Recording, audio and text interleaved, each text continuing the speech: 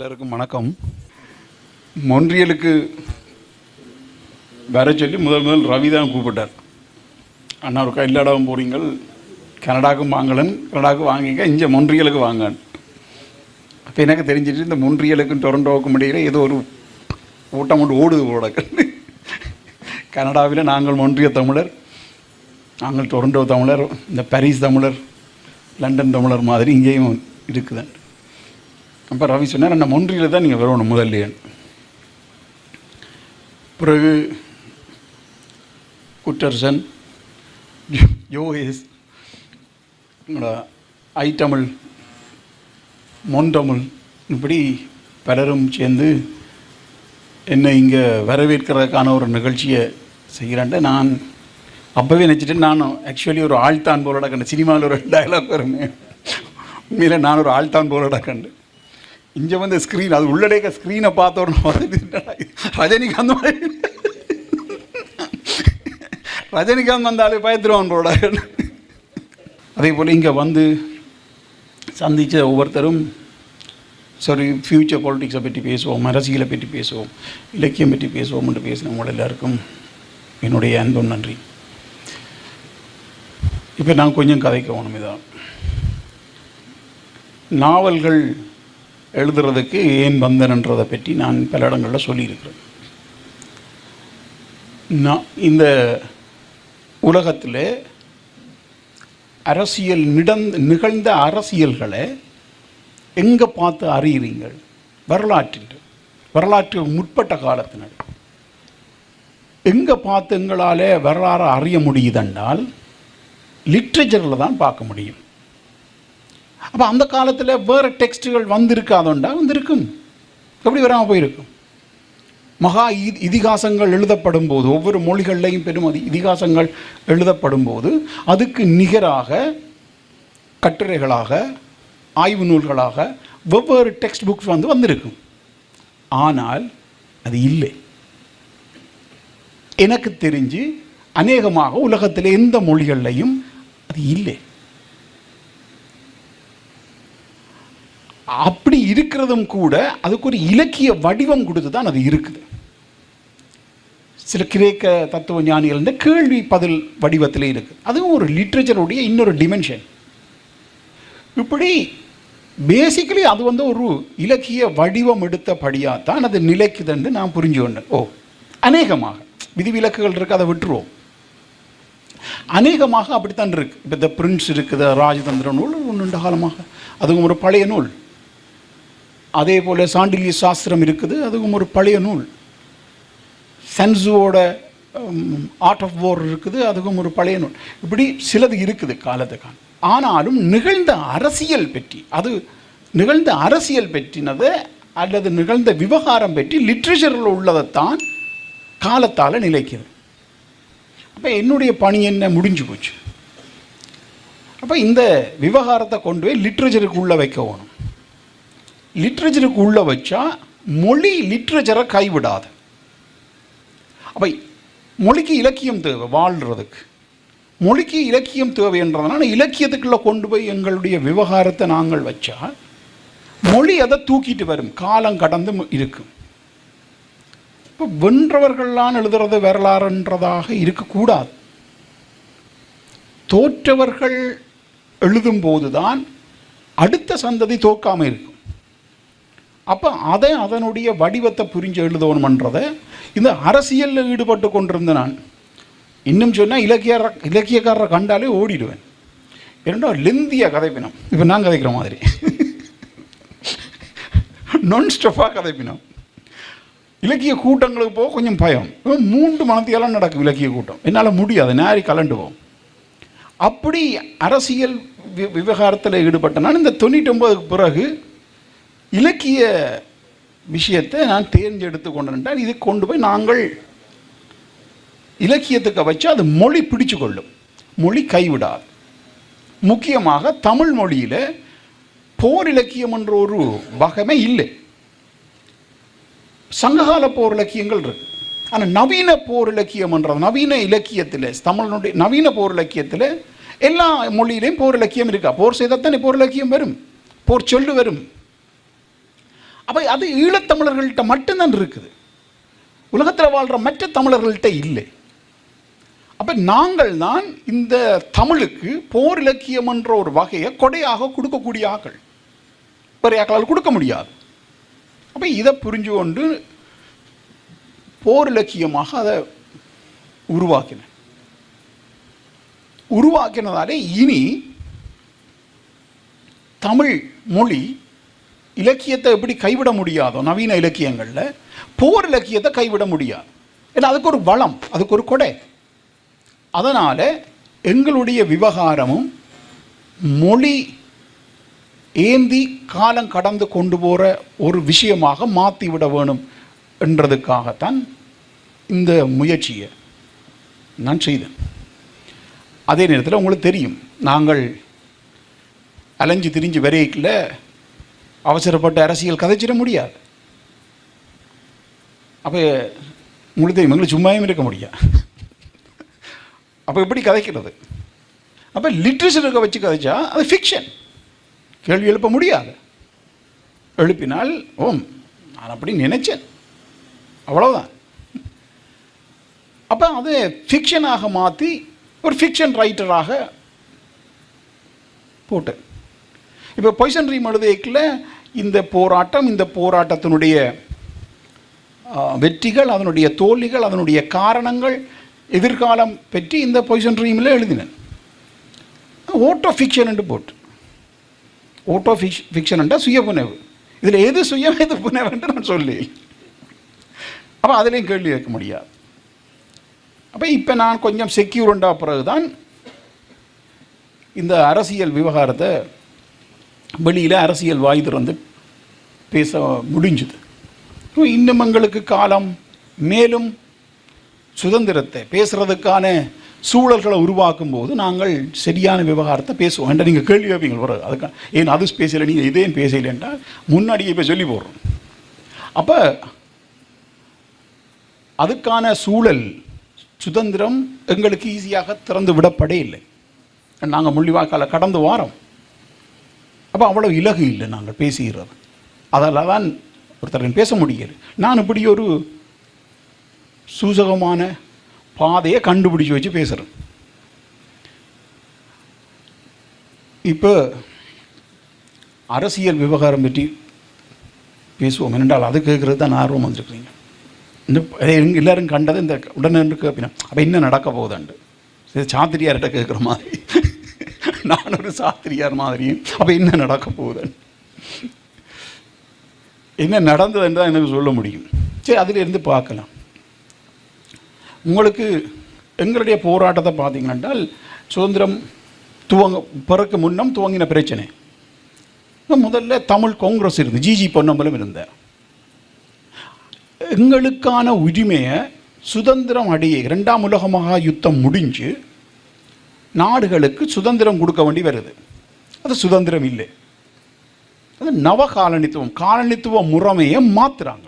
வேறு வகையாக காலனித்துவம் இருக்க வேண்டுமே தவிர நேரடியாக இருக்க முடியாது. ஏன் மாற்றப்படுது என்றால், முதல் இருந்த சூப்பர் பவர் இங்கிலாந்து 2 உலக யுத்தத்தில் தேஞ்சு போச்சு. அப்போ போரில் ஈடுபடாத அல்லது முக்கியமான ரோல் எடுத்துக்கொள்ளாத அமெரிக்கா அது சூப்பர் பவராக ஆகுது.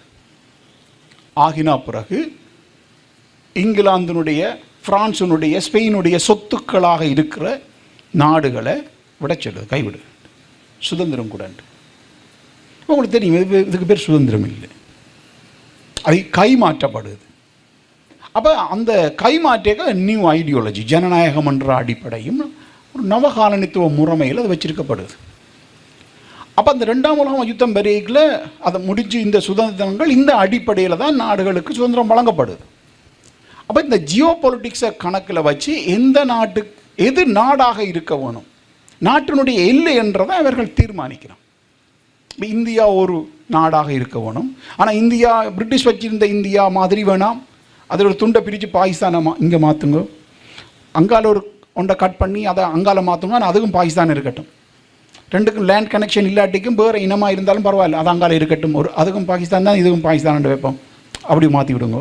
அங்கால மேலே உள்ளதை காஷ்மீர் வைங்க. இப்போ தூரத்தில் இருக்கிற என்ன தீவு மறந்துவோம், அந்தமான் தீவை மலேசியா கிட்டே இருக்கு. அது பண்ண அந்த இந்தியாவுக்கு கீழே கொண்டு வாங்க, அதையும் இந்தியான்னு சொல்லுங்க. இங்கே பக்கத்தில் இருக்குது நெடுந்தீவு, இல்லை அது ஸ்ரீலங்கா. அப்போ இலங்கையும் இந்தியாவும் வேறுண்டு அது முதல்ல பிரித்தாச்சு. இருந்தாலும் அது வந்து சேர்க்கக்கூடாது, தனி நாடாக வச்சுருங்க. இது சும்மா எங்களுக்கு சொல்கிறேன். அதே மாதிரி இப்போ நீங்கள் இப்போ பக்கத்தில் உங்களுக்கு பக்கத்தில் இருந்தால் தென் அமெரிக்காவை எடுத்துக்கொண்டீங்கன்னா தெரியும். தென் அமெரிக்காவில் ஒரே மொழி, ஒரே இனம், ஒரே கலாச்சாரம் கொண்ட நாடுகளாக இருந்தாலும் அப்படி சின்ன சின்னனாக பிரித்து இது தன்னாடு, இது வேறு நாடாக்க மாற்று, இதை வேறு நாடாக மாற்று, இந்த கடற்கரை எல்லாத்தையும் இந்த நாடுண்டாக்குன்ட்டு அப்போ செட் பண்ணுறாங்க. நவீன அதிகாரத்துக்கு ஏற்ப புதிய சூப்பர் பவர் வந்து இந்த உலகத்தை ஆள்றதுக்கு ஏற்ப இந்த லேண்ட் வந்து செட் பண்ணப்படுது. அப்போ இந்த செட்டிங்கில் தான் நாங்கள் துளைகிறோம். இலங்கை ஒரு நாடாகுது, அதில் தமிழ் மக்களுக்கு இல்லாமல் சிங்கள அதிகாரம் இருக்கத்தக்கனையாக அரசியல் யாப்பு உருவாக்கப்படுது. அப்போ சிங்கள இனத்துக்கு ஒரு அதிர்ஷ்டம். ரெண்டாவது தனி நாடாகுது. 658 அரச இணைச்சி இந்தியா உருவாக்கப்படுது. ஆனால் இந்த 3 சிற்றரசுகளை கொண்டதை இணைச்சி அதுக்கு 658 சேரையில் தனியாக்கப்படுது. அப்போ உங்களுக்கு இது ஏன் சொல்கிறேன்னா மிக எளிய விளக்கத்துக்காக ஒரு சூப்பர் பவர் செட் பண்ணுறாங்க, இந்த உலகத்தை செட் பண்ணுறாங்க. ஸோ அந்த செட்டிங்கில் தான் இந்த சூப்பர் பவர் நின்று பிடிக்க முடியும். அப்போ இதில் நாங்கள் இப்போ உரிமை நாங்கள் தொலைஞ்சு போனோம் என்ன, அப்போ உரிமைக்காக போராடுறோம். அப்போ ஜிஜி பொன்னம்பலம் ஒரு சட்ட போராட்டத்தை நடத்துகிறார். அப்போ அவர் எடுத்துக்கொண்டது தமிழ் மக்களுக்கான பாதை வந்து சட்ட போராட்டம். அப்போ சட்ட போராட்டத்தின் மூலமாக நாங்கள் எங்களுடைய உரிமையை வென்றெடுக்க வேணும். அப்போ சிங்களவர்களுக்கு 50ம் சிங்களவர்கள் அல்லாத ஏனையவர்களுக்கு 50% என்று அவர் ஒரு இதை முன்வைக்கிறார். அப்படித்தான் பாப்புலேஷன் கிட்டத்தட்ட அப்போ இருந்தது. அப்போ 50-50 என்ற ஒரு கோரிக்கையை வச்சு ஒரு சட்ட போராட்டத்தை தன்னுடைய போராட்ட வழிமுறையாக முன்னெடுத்து அவர் செய்தார். அப்படி முன்னெடுக்கையில் தான் செல்வநாயகம் அதிலிருந்து உடைச்செடுக்கிறார். இது சரி வராதன்று. ஏன்னா இதில் நாங்களும் மாற்றப்பட்டோம். 31 டொனமூர் காலத்திலிருந்து சோல்பெரி அரசியல் யாப்பம் வந்து சுதந்திரம் அடைஞ்ச வரைக்கும் நாங்களும் மாற்றப்பட்டுட்டோம். அப்போ அவர் ஒரு புதிய அரசியலை உருவாக்குறார். நாங்கள் களத்தில் வாங்கி அஹிம்சை ரீதியாக போராடணும், அஹிம்சை போராட்டத்தை நடத்தணும். அப்போ சட்ட போராட்டத்துக்கும் அஹிம்சை போராட்டத்துக்கும் இடையிலான ஒரு முரண் என்ன, புதிய போராட்ட வடிவம் வருது. அதுக்கு செல்வநாயகம் தலைமை தாங்கிற புதிய தலைமைத்துவம் வருது. அப்போ முதல்ல அதுக்கு ஒரு திரட்சி இருந்தது. தமிழர்கள் அல்லாதவர்கள் என்று ஒரு திரட்சியை உருவாக்கினார். அதிலிருந்து செல்வநாயகம் பிரிச்செடுத்து தமிழ் பேசும் மக்கள் என்ற ஒரு தேசிய இதை உருவாக்கினார், அடையாளத்தை உருவாக்கினார். அப்போ தான் நிலைச்சி நிற்கிறதுக்காக அதுக்கான அரசியலையும் அஹிம்சை போராட்டத்தையும் முன்னெடுத்தார். மக்கள் செல்வநாயகத்துக்கு பின்னால் திரண்டுச்சினார். அப்போ அதுக்குள்ள குட்டி கதைகள் இருக்குது, அதுக்கு தேவையான கதை தான். அப்போ முதல் போராட்டம் செய்த காங்கிரஸ் அவர் துரோகி ஆகிட்டார். இரண்டால் அப்படி ஆக்கித்தான் இவர் எழும்ப முடியும். அப்போ ஆச்சு, இவர் எழும்பி மேலே வந்தால் இந்த போராட்டம் வந்து எழுச்சி அடைஞ்சு ஒரு தமிழ் தேசிய வடிவம் வந்து நிலப்பெறுகிறது. நிலப்பெற்றால் 72 தேர்தலில் வந்து படுதோல்வி அடையணும். படுதோல்வி அடைஞ்ச உடனே திருப்பி அந்த காங்கிரஸ் மேலும் கூட்டு செய்யணும். எல்லோரும் கூட்டு சேர்ந்து ஒரு கூட்டணி அமைக்கணும். அப்போ இப்போ கூட்டணி இப்போ எல்லோரும் ஒன்று சேர்ந்தாச்சு, ஒன்றா சேர்ந்து பயணிப்ப வேண்டும். அப்போ மக்களுக்கு ஒரு புதிய நம்பிக்கை வருது, தமிழில் கோரிக்கை வருது, பழைய கதை. ஆனால் அவர்கள் ஏமாற்றிட்டோம் என்று சொல்லி அந்த அஹிம்சை போராட்டம் 78 வரைக்கும் ஏமாற்றப்பட்டதால் எந்த பயனும் கிடைக்கலன்றோன்னு புதிய போராட்ட வடிவம் வருது, ஆயுத போராட்டம். அப்போ தமிழர்களுடைய உரிமையை மீட்கிறதுக்கு முதல்ல சட்ட போராட்டம், பிறகு அஹிம்சை போராட்டம், பிறகு ஆயுத போராட்டம் என்று ஒரு புதிய வடிவம் வருது. அப்போ ஆயுத போராட்டத்துக்கு இளைஞர்கள் வரியினம் பல இயக்கங்கள் உருவாகுது. பிறகு தலைவர் பிரபாகரன் விடுதலை புலிகள் என்ற அமைப்பு ஒரு முதன்மை சக்தியாக மாறுது. தமிழீழ தேசிய தலைவராக இந்த மக்களால் ஒரு கொண்டாடப்படுகின்ற தலைமத்துவமாக மாறி இந்த ஆயுத போராட்டம் ஒரு குறித்த வெற்றியை அடையவும் அது ஒரு சர்வதேச விவகாரமாக இந்த ஈழப் பிரச்சனை மாறுது. மாறினபடியாக தான் சர்வதேச அரங்கில் எங்களை பேச்சுவார்த்தை கலைக்கணும். அப்போ அங்கே இருந்து செல்வநாயகம் அதை சட்ட போராட்டம் என்று காங்கிரஸ் உருவாக்கின அந்த விழிப்புணர்வில் இருந்து அகிம்சை போராட்டம் என்று உருவாக்கி தமிழ் தேசியம் என்ற அந்த வடிவத்தை திரட்டி எடுத்ததிலிருந்து அதை ஒரு ஆயுத போராட்டமாக்கி ஒரு சர்வதேச விவகாரத்துக்கு இந்த அரசியலை சர்வதேச அரசியலோட கொண்டு போய் இணைச்ச அளவுக்கு நாங்கள் முன்னேறியிருக்கிறோம். அப்போ இது போராட்ட வடிவம். இப்போ இது போராட்ட வடிவங்களே தவிர பிரச்சனை இருக்குது, பிரச்சனை போயில்லை. இப்போ போர் முடிவுக்கு வாரதால இந்த போராட்டம் முடிவடைஞ்சிட்டு அர்த்தம் இல்லை. இதைத்தான் நான் முதலாக வெளியில் இந்த வாக்கியத்தை சொல்கிறேன் 15 வருஷத்துக்கு முன்னம். ஏனென்றால் சட்ட போராட்டம் முடிஞ்சதுன்றதுக்காக முடியல. அகிம்சை போராட்ட வடிவம் வந்துட்டு அகிம்சை போராட்டம் அவமானப்படுத்தி அது செல்லாக்காசு ஆயிடுச்சு. அதில் ஏமாற்றங்கள் போராடின தலைவர்கள் ஏமாற்றினர். அப்போ அதுக்காக அது தோல்வி அடைஞ்சிட்டுண்டாக்கா, அது அகிம்சை போராட்டம் தோற்கடிக்கப்பட்டுட்டாக்காக போராட்டம் முடியலைன்னு அது ஆயுத போராட்டம் ஆயிடுச்சு. ஆயுத போராட்டம் தோற்கடிக்கப்பட்டுட்டாக்காக தமிழர்களுடைய போராட்டம் முடிஞ்சதுன்ற அர்த்தம் கிடையாது.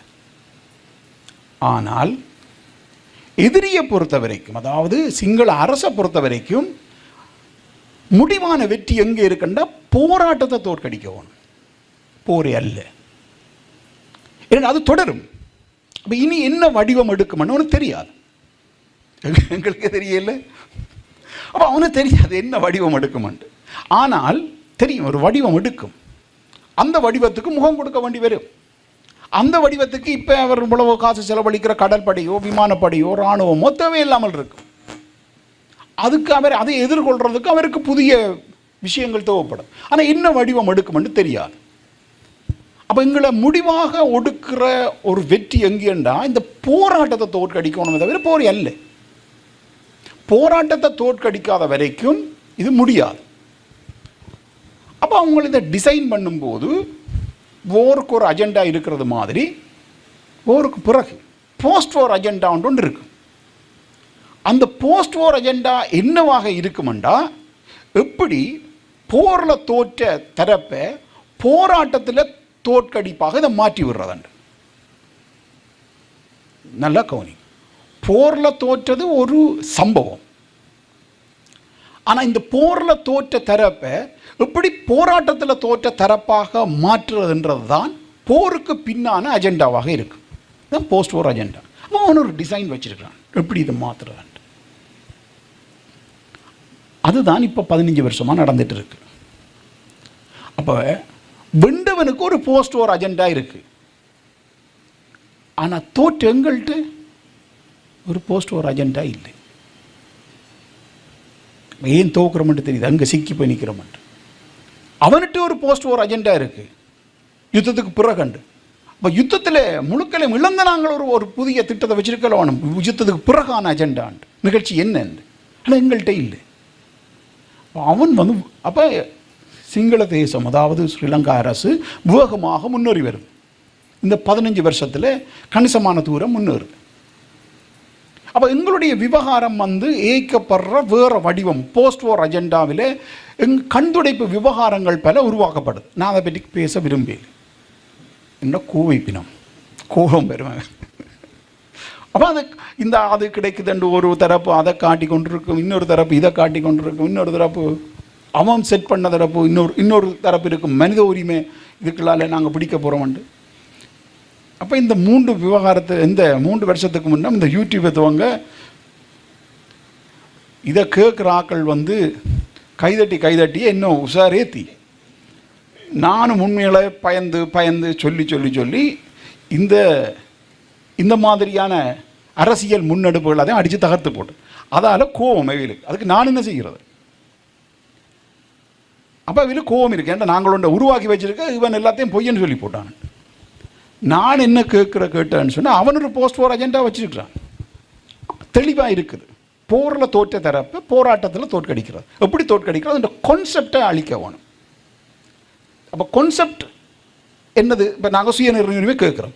என்ன அடிப்படையில் கேட்குறோம்? எங்களுக்கு ஒரு தாயகம், மரபு வழி தாயகம் இருந்ததுண்டு. இதுதான் பேசிக். எல்லாத்துக்கும் மரபு வழி தாயகம் இருக்குது.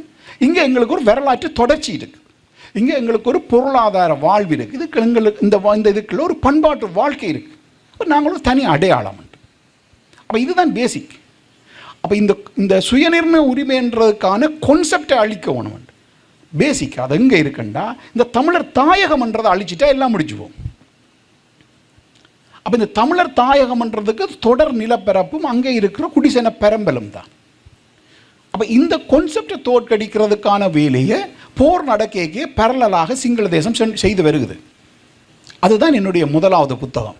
இப்போ இல்லை, என்னுடைய 21வது வயசில் 22வது வயசில் எழுதின புத்தகம். போரில் முன்னேறுகிற நாம் போராட்டத்தில் தோற்கடிக்கப்படுகிறோம்.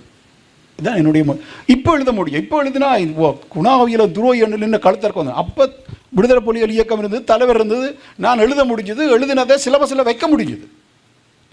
எங்கே இந்த ஒரு கேட்டால் தெரியும், கல்விக்குழுவினுடைய சிலபஸ்லேயே அந்த புத்தகம் இருந்தது. ஆனால் இப்போ நான் எழுத முடியுமோ? முடிஞ்ச துளைஞ்சது. அப்போ அது ஏனென்றால் நாங்கள் அதை பற்றின விழிப்பை அடைய வேணுமென்று. அது ஒரு புள்ளி விவரவியல் ஆய்வு.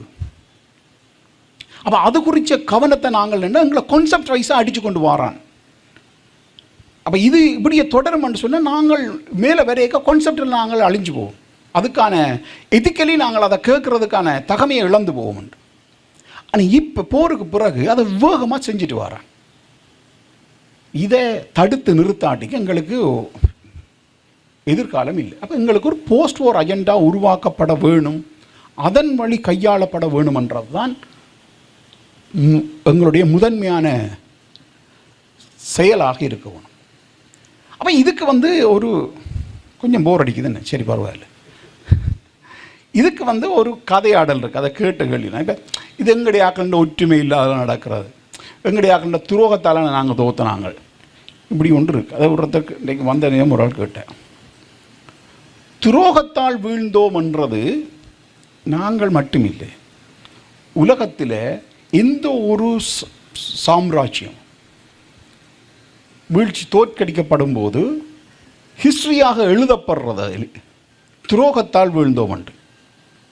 ஏன்னு சொல்லுங்க, எழுதுறவன் எதிரி, தோத்தவன் தோத்து போனான். அந்த அந்த அந்த அந்த தோல்வி, அந்த யுத்தத்தை எழுதுகிறது வெண்டவன் தான் எழுதுறது. வெண்டவன் எழுதும்போது தோற்றவனுக்கான காரணம் அவர்களுடைய துரோகம் தான் எழுதி வைப்பான். அப்போ உங்களுக்கு கோபம் வராது வெண்டவன் மீது, வருமா? வராது. என்றா இவங்களால வந்தது, ஐயா பாலியால வந்தது ராவணன் தோத்து. அதே மாதிரி தானே மகாபாரதம், அதே மாதிரி தானே ரொமானிய சாம்ராஜ்யத்தினுடைய வீழ்ச்சிகள். இப்படி உலகம் முழுக்கலும் நாங்கள் பார்த்தா துரோகத்தால் வீழ்ந்த மாதிரி தான் எழுதப்படும். அது உண்மை இல்லை. அப்போ பொய்யோ இல்லை, பொய் இல்லை, அதுக்கு ஒரு சம்பவம் இருக்கும், ஆனால் அதுவே காரணம் இல்லை. அதுதான் ஹிஸ்ட்ரியில் எழுதப்படும். என்னத்துக்கண்டா எழுதப்படுறன்னா அதைத்தான் திணிக்கப்படும். என்னென்னா எதிரி மீது கோபம் வராமல் இருக்கிறதுக்காக. ஒரு உதாரணத்தை சொல்கிறேன்னா, இப்போ புத்த மதம் பெருகுது. எப்போ வருது? அசோகன் கொண்டு வரார் புத்த மதத்தை. அது வரைக்கும் பாவம் அந்த திரிஞ்ச சும்மா ரோட்டா பிச்சை எடுத்து சாப்பிடணும்ண்டு. சாம்ராஜ்யத்தை விட்டு அந்த இளவரசனாக இருந்தால் ரோட்டுக்கு வந்தால் பிச்சை எடுத்து தான் சாப்பிடணும், மொட்டையை தட்டி போட்டு அந்த பிச்சை எடுத்து சாப்பிடுது. அது ஒரு மார்க்கம் உண்டு.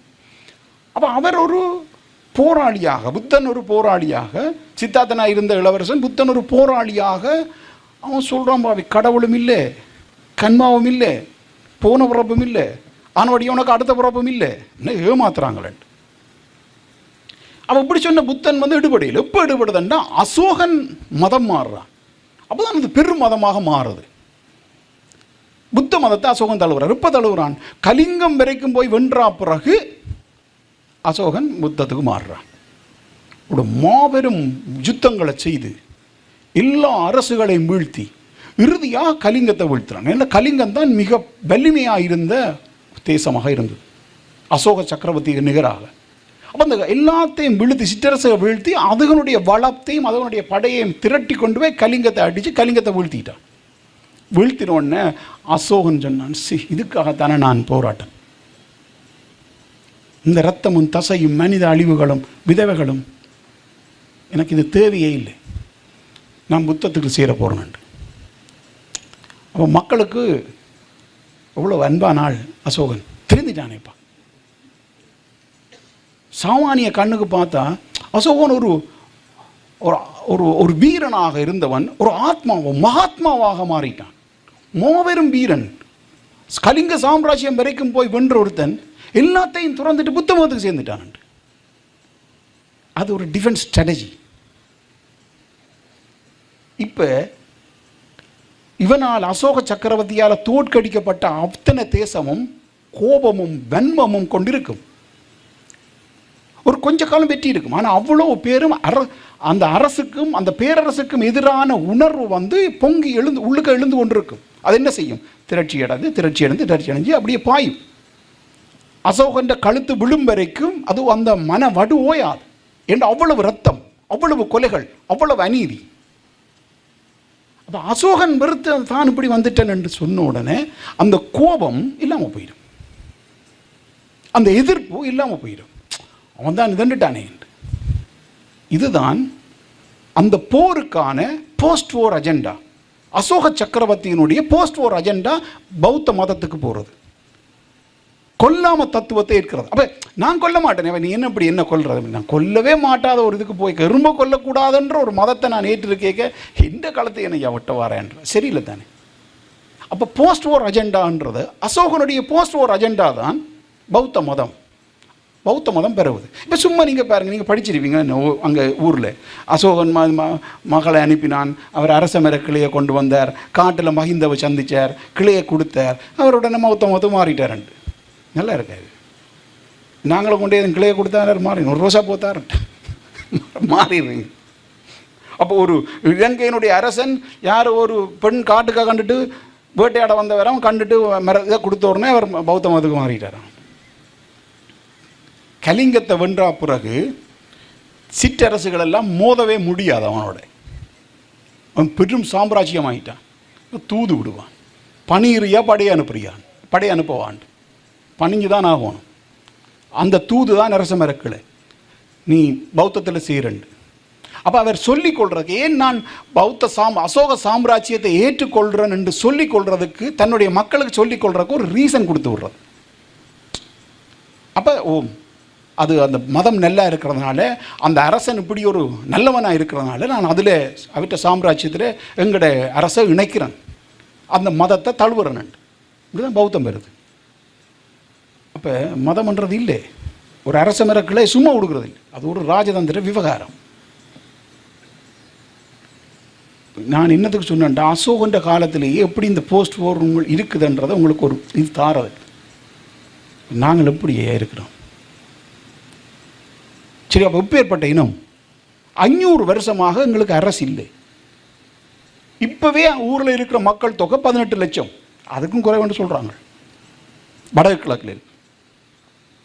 அப்போ 500 வருஷத்துக்கு முன்னே எவ்வளோ பேர் இருந்திருப்போம் யோசிச்சு பாருங்க. 1 லட்சம். 1505 போர்ச்சுகேயன் வரும்போது வடக்கு கிழக்கு எங்கள்கிட்ட இருக்குது. இப்போ நாங்கள் தமிழ் எலமெண்ட் வரைஞ்சி வச்சிருக்கிறது டச்சுக்காரருக்கு பிரிவு, அவங்களுடைய நீதி நிர்வாக அழகாக பிரித்த அந்த எல்லை தான் நாங்கள் பிறகு செல்நாயகம் தமிழில் எல்லையாக வைச்சு கொண்டது. அது ஒல்லாந்தனுடைய வரைபடம். இதுக்கு இங்கால வேறு மக்கள் இருந்தவேல், அங்கால வேறு மக்கள் இருந்தவேல், இங்கே ஒரு நீதி அங்கே ஒரு நீதி என்று பிரித்த ஒரு வரைபடம். அப்போ போர்ச்சுகேயன் காலத்திலிருந்து 500 வருஷமாக தமிழ் அரச மொழி இல்லை. போர்ச்சுகேயன் 1 நூற்றாண்டு, சும்மா ஏறக்குறைய சொல்கிறேன், 1 நூற்றாண்டு, ஒல்லாந்தன் 1 நூற்றாண்டு, ஆங்கிலேயன் 1 நூற்றாண்டு, இப்போ கிட்டத்தட்ட சிங்களவர்கள் 1 நூற்றாண்டு. அப்போ இப்படி ஒரு 500 வருஷம் ஏறத்தால் எங்களுக்கு அரச மொழியே இல்லை எங்கட. அப்போ 1 லட்சம் பேராக இருந்தால் இப்போ ஒரு 18 லட்சம் பேர் தான் இருக்கிறோம். ஆனாலும் தமிழ் மொழியை விடாமல் இருக்கிறோம்ல. எப்படி ஒரு அரசு இல்லாத ஒரு சின்ன சமூகம் அந்த தேசத்தையும் அந்த மொழியையும் அந்த மொழி சார்ந்த பண்பாட்டையும் 500 வருஷமாக பிடிச்சு வச்சு கொண்டு நிற்குது. இது ஒரு அதிசயம் இல்லையா? இது இவ்வளோ பெரிய ஆற்றல், இவ்வளோ ஒரு ரெசிலியன்ட் பவர். இது எவ்வளோ பேர் முனைஞ்சு பார்த்துட்டாங்க. இப்போ தமிழ்நாட்டை பார்த்தா, தமிழ்நாட்டில் நீங்கள் ஒரு 16 வயசு பிள்ளையை பிடிச்சி ரெண்டமாக நீங்கள் ஒரு தமிழில் 4 வார்த்தை சொல்லணும்னா முடியாது. பேச்சு மொழி வரும். நீங்கள் தமிழ் இலக்கணம் சார்ந்த ஏதோ 4 விஷயமோ இல்லாட்டிக்கு தமிழ் இலக்கியம் சார்ந்து சங்க பாடல்கள் சார்ந்து ஏதாவது கேட்டால் முடியாது. ஆனால் ஈழத்தில் ஒரு 12-13 வயசு பையனை 14 வயசு பையனை கூப்பிட்டு தொல்காப்பியத்தை கேட்டால் 2000 வருஷத்துக்கு முன்னம் எழுதின கிராமர் புக்கை கேட்டால் சொல்லுவான். 14 வயசு பையனோ பிள்ளையே சொல்லும். அங்கே அது பட்டப்படிப்பு. 8 கோடி தமிழ்நாட்டில் எல்லாம் சேர்த்து அங்கே ஒரு 10-12 கோடி வரும் என்று சொல்கிறாங்க இந்தியாவிலேயே, மற்ற மாநிலங்களும் சேர்த்து. ஆனால் 18 லட்சம் பேர் இருக்கிற எங்கள் இதில் இந்த மொழியை வச்சு கொண்டு நிற்கிறது எவ்வளோ பெரிய ரெசிலியன் பவர். இந்த ஆற்றல் உள்ள சமூகம் சிதையாமல் கரையாமல் தூக்கி நிறுத்த வேண்டாமா? நாங்கள் சட்ட போராட்டத்தில் போரில் தோட்டம், அஹிம்சை போரில் தோட்டம், ஆயுத போரில் தோட்டம், போராட்டத்தில் தூக்கி ஒரு புதிய வடிவத்தை உருவாக்கி நிலைநிறுத்த வேண்டியது எங்களுடைய பொறுப்பு இல்லையா? அதுக்கு எல்லாரும் சேர்ந்து ஒரு புதிய கான்செப்டை உருவாக்குறதுக்கும் அதுக்கு ஆதரவளிக்கிறதுக்குமான ஒரு முயற்சியை எடுக்கிறது எங்களுடைய பொறுப்பு இல்லையா? அப்போ எங்களை மிக மலிவாக கையாளுறதுக்கு எதிரி சார்ந்த ஆக்களோ நாங்கள் விட்டு வைக்கிறது ஒரு இழிவு இல்லையா? மிக மலிவாக சீப்பாக கையாளுறாங்கண்டா. எவ்வளோ பெரிய அவமானம், எவ்வளோ பெரிய அசிங்கம். 500 வருஷமாக ஒரு 1 லட்சம் பேராக இருந்தவர்கிட்ட அந்த மொழியையே முடக்க முடியாமல் இருந்த ஒரு இனம் மிக மலிவாக கையாளப்படுதுன்றது ஒரு இழிவு, அசிங்கம். இதிலிருந்து ஒரு முயற்சி வேணும். நாங்கள் கான்செப்டை பிடிச்சு வச்சுருந்தா போதும், ஒன்றும் செய்ய தேவையில்லை. கான்செப்டை பிடிச்சு வச்சுருந்தா போதும். உங்களுக்கு சொன்னேன் எப்படி 2ஆம் உலக யுத்தத்தில் மாறுது, அதுக்கு பிறகு சுதந்திரம் அடையுது. எப்படி சுதந்திரம் அடையுது நாடுண்டு? அதுபோல் உலகம் ஜியோகிராஃபிக்கலாக செட் பண்ணப்படும். சாம்ராஜ்யங்கள் மாறிக்கல. புதிய அரசுகள், அரசுன்னு சொல்கிறது சூப்பர் பவர், புதிய பேரரசு உருவாகும் போது உலகத்தினுடைய வடிவம் மாறும். அதாவது நாட்டினுடைய எல்லைகள், எது நாடு எது நாடு இல்லை, எது தேசம் இல்லை என்றது புதிய வடிவம் வரும். ஏனென்றால் அங்கே சிஸ்டம் மாறுது. அங்கே மாறைக்க கீழே வரைக்கும் அவன் மாற்றுவான். அப்போ நாங்கள் ஒரு சிறிய இனம். அப்போ மேலே ஒரு சூப்பர் பவர் வரும்போது எப்படி உலகத்தினுடைய நாடுகள் பல சுதந்திரம் அடைஞ்சது, இவ்வளவு அந்த சுதந்திரம் அடைஞ்ச நாடுகளுக்கு எவ்வளவு தேசிய இனங்கள் அழிக்கப்பட்டது, எவ்வளவு தேசிய இனங்கள் இப்போ முடக்கப்பட்டிருக்குது என்றது உண்மையோ, அதுபோல் அடுத்து வர்ற எரா புதிய யுகத்தில் புதிய உலகம் வரும்போது இன்றைக்கு நீங்கள் பார்க்குற நாடுகள் இருக்காது, இன்றைக்கு நீங்கள் பார்க்குற அதிகாரம் இருக்காது. அப்போ எங்களுடைய வேலை என்ன? இந்த கான்செப்டை பிடிச்சி வச்சிருக்கிறோம். 500 வருஷமாக பிடிச்சி வச்சிருக்கிறோம். இல்லை, இன்னொரு 50 வருஷம் பிடிச்சி வச்சிருக்க மாட்டோமா? இன்னொரு 50 வருஷம். ஏனெண்டா பொதுவாக ஒரு கணக்கு இருக்குது, ஒரு வரலாற்று அறிவு இருக்குது. ஒரு சாம்ராஜ்யம் 100 வருஷம் தான் தாங்குமண்டு. இதுக்கு லொஜிக் இல்லை. லொஜிக் இல்லாமல் ஒரு ஆய்வாளம் பேசக்கூடாது. ஆனால் ஒரு வரலாற்று அறிவுன்னு ஒன்று இருக்குது. ஒரு 100 வருஷம் தான் ஒரு சாம்ராஜ்யம் தாங்கும். அப்போ இப்போ உலகத்தினுடைய இது 100 வருஷம் இப்போ வருது. என்ன 2ஆம் உலக யுத்தம் துவங்கிலேருந்து ஒரு 100 வருஷம் வரும்போது அதனுடைய முடிவு காலம் வரும். புதிய சக்திகள் தோன்றும். அந்த புதிய சக்திகள் இயலுமையை அபிலிட்டியை அடையும் பழைய சக்தியோட மோதுறதுக்கு. புதிய சக்தி பழைய சக்தியோட மோதுறதுக்கான இயலுமை அடையும். அதை சுற்றி புதிய கூட்டு உருவாகும். பழைய நண்பர்கள், பழைய சூப்பர் பவருடைய பழைய நண்பர்கள் இப்போ கைவிடுவினோம். கைவிட்டு புதுசாக வர போகிறவங்களோட கூட்டிச்சிருவாங்க. நாங்களும் அப்படி தானே, அதிகாரம் பணம் உள்ளவங்களாம் கூட்டிச்சிடுறது. அப்படி தான் அரசியலும். அவனும் பெரிய விஷயம். அரசியலை ராஜதந்திர கேரக்டராக தான் பார்க்குறது. நாடுகளை கேரக்டராக பார்த்து தான் செய்கிறது. அப்போ புதிய சக்தி புதிய சக்திக்கும் பழைய சக்திக்கும் இடையில் ஒரு மோதல் நிகழும். அந்த மோதல் விசிபிளாக இருக்காது, பார்க்கக்கூடிய மாதிரி இருக்காது. பழைய வடிவத்தில் அந்த மோதல் நிகழாது. ஒரு யுத்தத்தை பற்றி நாங்கள் கற்பனை பண்ண தேவையில்லை. அது வேறு வடிவத்தில் நிகழும். ஆனால் நிகழாமல் போகாது. நிகழாமல் போனால் இந்த பூமியோடைய மனித வரலாற்றினுடைய விதியே மாறிடும். நிகழாமல் போகாது, நிகழும். ஆனால் பழைய வடிவத்தில் நிகழும் என்று நாங்கள் சாமானியர்கள் நினைப்போம். அது இல்லை. புதிய வடிவத்தில் அது நிகழ்ந்தே ஆகும். நிகழும்போது இந்த உலகத்தினுடைய ஜியோபொலிட்டிக்ஸ், இந்த ஜியோகிராஃபி மாறிவிடும். நான் ஜியோகிராஃபி என்று சொல்கிறது இந்த அரசுகளுடைய ஜியோகிராஃபி மாறிவிடும். மாறும்போது புதிய வாசல் திறக்கும் அல்லது திறக்க முடியும். விடுதலை புலிகளோடு இருந்த காலத்திலேயே தமிழில் தேசிய தலைவரும் சொல்கிறார், இது போராட்டம் எப்போ முடியுமன்றது இல்லை, அங்கே போராடுறோம், அவ்வளவுதான். எங்களுக்கு என்ன தேவைன்னா அந்த கான்செப்டை பிடிச்சி வச்சிருக்கிறது தான். அந்த கான்செப்டை பிடிச்சி வச்சிருக்கிறதுக்கான ஒரு ஆற்றல் இந்த ஈழச் சமூகத்துக்கு இருக்குது. அதுக்கு உதாரணம் 500 வருஷமாக நாங்கள் பிடிச்சி வச்சிருந்த ஆக்கள், அசையாமல் இருந்த ஆக்கள் 500 வருஷம். இந்த அடுத்து வரப்போகிற இராவில், இந்த மாறிக்கொண்ட இராவில் இருக்க மாட்டோமா? இருப்போம். ஒரு புதிய கான்செப்டை உருவாக்குவோம். அந்த கான்செப்டை வச்சு, நான் கான்செப்ட்னு சொல்கிறது புதிய கான்செப்டில் ஒரு போராட்ட வடிவத்தை உருவாக்குவோம். அந்த கான்செப்டில் இந்த சமூகம் இயங்கும், ஒரு புதிய கருத்தாக்கம் நிகழும். இது படைப்பாக, இலக்கியமாக, ஆய்வுகளாக, கருத்தாக, கலையாக, நாடகமாக மக்கள் வடிவத்தை அது அடையும். நல்லது நண்பர்களே, நீங்கள் ஏதாவது கேள்வி இருந்தால் கேளுங்க. நன்றி, வணக்கம்.